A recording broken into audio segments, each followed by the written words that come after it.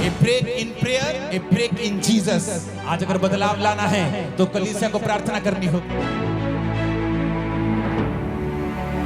रोना प्रभु को हिला नहीं सकता, विश्वास उसको हिलाता है।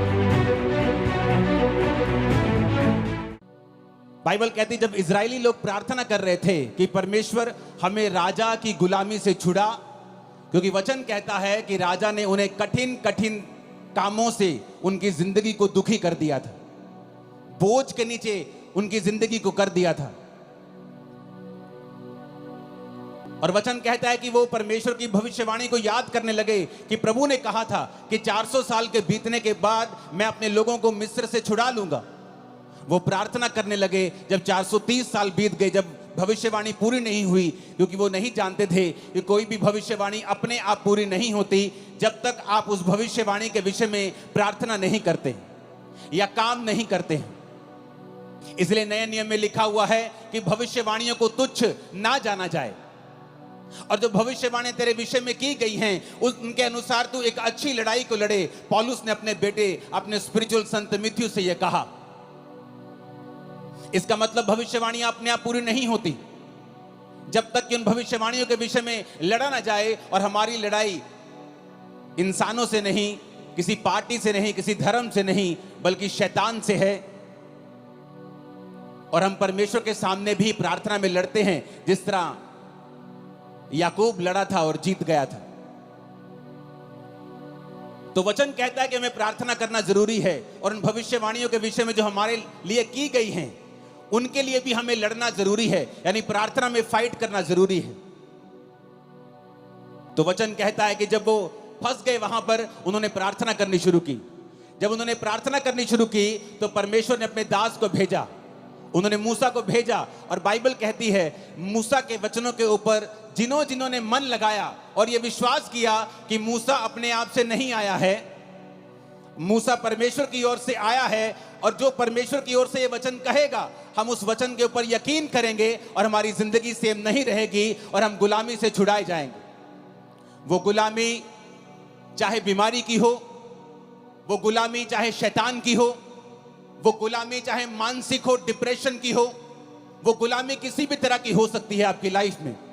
लेकिन वचन ये कहता है कि जब आप परमेश्वर के वचन को सुनते हैं और फैसला कर लेते हैं कि आज से मैं अपना दिल दिमाग परमेश्वर के वचनों के ऊपर लगाऊंगा, तो वचन कहता है वो गुलामी नहीं रहती। परमेश्वर आपको बंधनों से छुड़ाता है और गुलामी से छुड़ाता है। और उस वचन को जो उसने मूसा को दिया था और लोगों को छुड़ा लिया था, आज मेरा विश्वास है कि परमेश्वर जो वचन आपके लिए देने वाले हैं वो पूरी तरह से आपको और आपके परिवार को छुड़ा लेगा।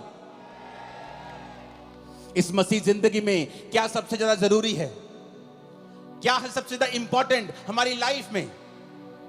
आज जितने क्रूसेड्स आज तक मैंने किए हैं, मैं one of the most important word मैं आज आप लोगों के लिए लेके आया हूं। कल रात से मैं परमेश्वर की प्रेजेंस में था, अपने परिवार के साथ नहीं था, और प्रभु से कह रहा था कि परमेश्वर तेरा आत्मा मुझ पे जाहिर करे कि तू अपने लोगों से क्या कहना चाहता है। तो वचन कहता है याकूब 5 उसकी 16 से 20 आयत में, इसलिए तुम आपस में एक दूसरे के सामने अपने अपने पापों को मान लो और एक दूसरे के लिए प्रार्थना करो जिससे चंगे हो जाओ। धर्मी जन की प्रार्थना के प्रभाव से बहुत कुछ हो सकता है। एलिया भी तो हमारे समान दुख सुख भोगी मनुष्य था, और उसने गिड़गिड़ाकर प्रार्थना की कि मेह ना बरसे, तो 3.5 साल बारिश यानी मेह नहीं बरसा। फिर उसने प्रार्थना की, आकाश से वर्षा हुई और भूमि फलवंत हुई। हे मेरे भाइयों, यदि तुम में से कोई सत्य के मार्ग से भटक जाए और कोई उसको फेर लाए, तो वह ये जान ले जो किसी भटके हुए पापी को फेर लाएगा, हर एक प्राणी को उस प्राणी को वो मृत्यु से बचाएगा और उसके पापों के ऊपर वो पर्दा डालेगा। सब बोलो आमीन। एक डेविड नाम का व्यक्ति जिसके अंदर इंडिया को बचाने का बोझ था, जब वो इंडिया में आया तो उसको भाषा नहीं आती थी, लेकिन वो एक बात जानता था कि वचन कहता है कि प्रार्थना के प्रभाव से बहुत कुछ हो सकता है। एलिया भी तो हमारे समान दुख और सुख भोगी मनुष्य था, क्योंकि जिनकी जिंदगियों से मिरेकल्स होते हैं या जिनकी लाइफ में मिरेकल होते हैं, लोगों को लगता है कि शायद ये आसमान से उतरा हुआ पुरुष है कोई, इसलिए इसके जब ये प्रचार करता है या ये प्रार्थना करता है, लंगड़े चलते हैं, शायद ये स्वर्ग से उतरा है। लेकिन वचन ये कहता है क्या फर्क था एक आम व्यक्ति में और एक एलिया में। एलिया भी तुम्हारे समान दुख सुख भोगी मनुष्य था, यानी उसके जीवन में दुख भी आते थे, उसके जीवन में तुम्हारी तरह सुख भी आते थे, लेकिन बाइबल कहती है कि वो तुम्हारे समान हमारे समान दुख सुख भोगी मनुष्य था। लेकिन जब उसने प्रार्थना की कि मैं ना बरसे, तो मैं नहीं बरसा। अपने पड़ोसी को बोलो ध्यान से सुन, आज तेरी जिंदगी बदलने वाली है। जब वो परमेश्वर का दास डेविड इंडिया में आया, उसे भाषा नहीं आती थी। उसने कहा कोई बात नहीं, अगर मुझे भाषा नहीं आती तो परमेश्वर तो मेरी प्रार्थना को सुन सकता है। वो कबीले में गया जहां लोग उसके खिलाफ हो गए, वो प्रार्थना करने लगा और उसने अपना जीवन प्रार्थना वाला कर लिया और घुटनों पे आकर रोज घंटों घंटों वो प्रार्थना किया करता था। एक दिन उस कबीले वाले ने सोचा कि ये फॉरेनर हमारे धर्म को बदलने के लिए आया है, जबकि वो ये नहीं जानते थे कि प्रभु यीशु मसीह धर्म को बदलने के लिए नहीं, वो जीवन को बदलने के लिए आए थे। लोगों ने देखा कि ये धर्म बदलने के लिए शायद आया है, तो बहुत से कबीले इकट्ठे होकर उसे मारने के लिए गए। जब उसे मारने के लिए गए, जहां जंगल में वो प्रार्थना कर रहा था, उसके सामने खड़े हो गए और जब उसे मारने लगे तो सांप उन लोगों के सामने आ गए और सांपों ने उन लोगों को इस डेविड को मारने नहीं दिया। डेविड बहुत लंबा समय नहीं जिया, जल्दी खुदा के पास गया, लेकिन उसकी सेवकाई एक प्रार्थना की सेवकाई थी। और हिस्ट्री कहती है कि उस प्रार्थना के कारण जो उसने रोज रोज परमेश्वर के सामने की, परमेश्वर ने उस कबीले के ऊपर दया की और एक बड़ी बेदारी दी। आज वो सब लोग परमेश्वर में हैं, मसीह में हैं, सच्चाई को जान चुके हैं।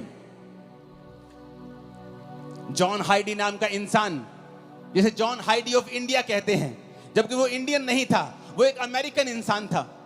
और उसके अंदर एक बोझ पैदा होता है कि मैं जाऊंगा और जो लोग बचे नहीं हुए, जो लोग परमेश्वर में नहीं हैं, जो सच्चाई नहीं जानते, मैं जाऊंगा और उन लोगों को बचाऊंगा। लेकिन उसने प्रार्थना करनी शुरू की। रोज वो 14-14 घंटे वो प्रार्थना करता था। इतनी वो प्रार्थना करता था कि एक दिन जब वो बीमार हो गया, डॉक्टर के पास उसे लेके गए, तो डॉक्टर ने बताया कि आप एक जगह जैसे झुक के जब प्रार्थना करते हैं, आपने इतनी लंबी लंबी प्रार्थनाएं की हैं कि आपका हार्ट जो है वो शिफ्ट हो चुका है और अपनी जगह से थोड़ा दूर जा चुका है, इसलिए आप बीमार हैं। आपके हार्ट की थोड़ी पोजीशन जो है वो चेंज हुई है, आपकी बॉडी में इतने बदलाव हुए हैं। लेकिन डॉक्टरों के कहने के बावजूद भी वो प्रार्थना करता रहा, रोज प्रार्थना करता रहा, अपने घुटनों के ऊपर प्रार्थना करता रहा। और एक समय ऐसा आया कि परमेश्वर ने जिस इलाके में उसको भेजा था, उस इलाके में एक बेदारी शुरू हुई। लाखों लाखों करोड़ों लोग परमेश्वर में आने शुरू हुए। जब आज आप उन इलाकों में जाकर देखेंगे तो 100%, 90% लोग मसीह में आ चुके हैं और परमेश्वर को ग्रहण कर चुके हैं। कारण क्या? एक व्यक्ति ने बाइबल के वचनों को समझा। उसने समझा कि एलिया भी हमारे समान दुख और सुख भोगी मनुष्य था, लेकिन उसने फैसला किया कि मैं प्रार्थना करूंगा। एलिया कहां नजर आता है? एलिया कहीं नजर नहीं आता बाइबल में एकदम से आपको। वो कहीं ऐसा नहीं है कि बाइबल में जब पहला राजा की पुस्तक शुरू होती है, दाऊद का जिक्र होता है, दाऊद के बाद पहले शाऊल राजा बनता है, उसके बाद दाऊद राजा बनता है, फिर सुलेमान राजा बनता है, सुलेमान के बाद उसके बेटे राजा बनते हैं, उसके पोते पड़पोते राजा बनते हैं, परमेश्वर में खड़े नहीं रहते, वो गिर जाते हैं। तब तक भी एलिया का जिक्र नहीं आता। लेकिन जब बाइबल कहती है पहला राजा 17 में जब एलिया का जिक्र आता है, पहला राजाओं 17 उसकी 1 से 6, तिशबी एलिया जो गिलाद के परदेशियों में से था, उसने अहाब से कहा। अहाब भी इजराइल का राजा था जिसने इजाबेल से शादी कर ली थी और वो सब कुछ परमेश्वर के वचन के विरोध में कर रहा था और परमेश्वर उससे खुश नहीं था। वचन कहता है कि एलिया एकदम से पहला राजा उस 17 में प्रकट होता है। उससे पहले एलिया की कोई जानकारी नहीं थी। एलिया कोई वीआईपी इंसान नहीं था। एलिया कोई राजाओं के खानदान से नहीं था। एलिया किसी प्रॉफिट्स के खानदान से नहीं था। लेकिन एकदम से वो प्रकट होता है और ये कहते हैं तिशबी एलिया। जैसे हम बोलते हैं वो पहाड़ी आदमी, वो पंजाबी आदमी, वो हरियाणवी आदमी, वो यूपी का भाई, वो बिहारी आदमी, उसी तरह कहते हैं तिशबी एलिया एकदम से प्रकट होता है। इजराइल के परमेश्वर के नाम में शपथ खाकर वो राजा के सामने जाके बोलता है कि राजा मेरे कहे बिना ना तो बारिश आएगी ना तो ओस पड़ेगी।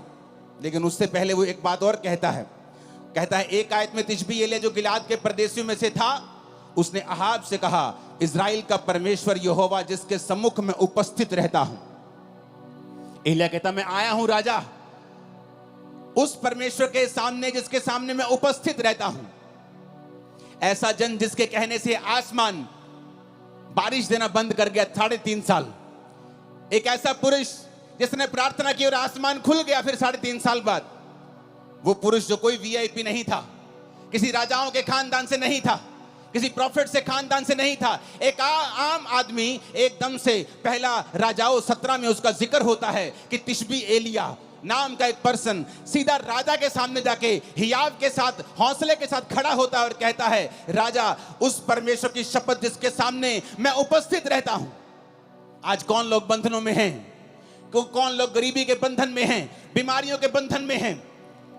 कौन लोग हैं जिनको शैतान सताता है? ये वो लोग हैं जो परमेश्वर के सामने घुटनों को नहीं टेकते हैं, जो एक दिन तो प्रार्थना करते हैं, दूसरे दिन प्रार्थना करना छोड़ देते हैं, जो एक दिन तो चर्च जाते हैं, उसके बाद दूसरे संडे छुट्टी कर लेते हैं, जिनको ये नहीं मालूम कि आपके पास एक पावरफुल हथियार है, प्रार्थना करने का हथियार। आपके पास अधिकार है, आपके प्रार्थना के प्रभाव से बाइबल कहती है बहुत कुछ हो सकता है। लेकिन आज शैतान ने